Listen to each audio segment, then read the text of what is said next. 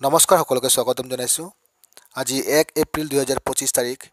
অসমৰ আত্মসহায়ক গোটৰ মহিলাসকললৈ ডক্টৰ হিমন্ত বিশ্ব শৰ্মা ডাঙৰীয়াই এক ভাল খবৰ লৈ আহিছে।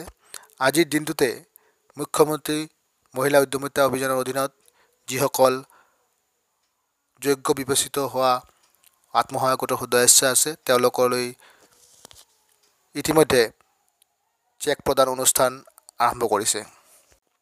অসম চৰকাৰে মুখ্যমন্ত্ৰী মহিলা উদ্যমিতা অভিযানৰ জৰিয়তে মহিলা উদ্যমীসকলক লাখপতি বাইদেউলৈ ৰূপান্তৰ কৰিবলৈ এক প্ৰয়াস আৰম্ভ কৰিছে। আজিৰ এই দিনটোতে ডক্টৰ হিমন্ত বিশ্ব শৰ্মাদেৱে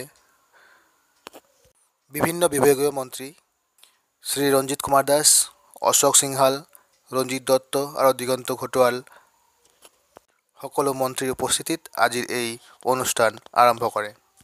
আজিৰ এই প্ৰথম পৰ্যায়ত বিহালী বিধানসভা সমষ্টিৰ মুঠ 23,375 গৰাকী মহিলা বাইদেউসকললৈ প্ৰথম পৰ্যায়ৰ চেক প্ৰদান অনুষ্ঠান সামৰণি হয়। ইয়াৰ পিছতে পৰ্যায়ক্ৰমে বাছনি হোৱা যোগ্য আত্মসহায়ক গোটৰ মুঠ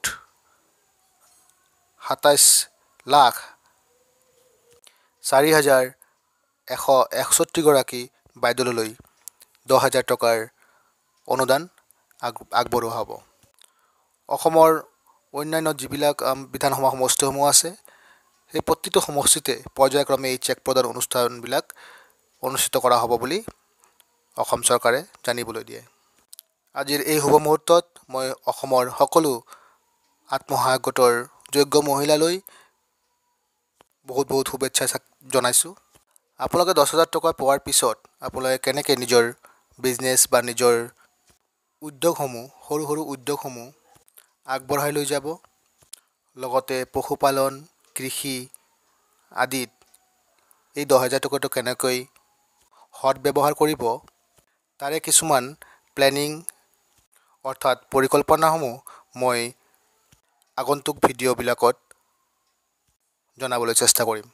মুখ্যমন্ত্ৰী উদ্যমিতা অভিযানৰ লগত জড়িত নতুন ইনফৰমেশ্যনসমূহ জানিবলৈ চেনেলটো ছাবস্ক্ৰাইব কৰিব আৰু ভিডিঅ'টো ভাল লাগিলে লাইক, কমেণ্ট আৰু শ্বেয়াৰ কৰি দিব। ধন্যবাদ।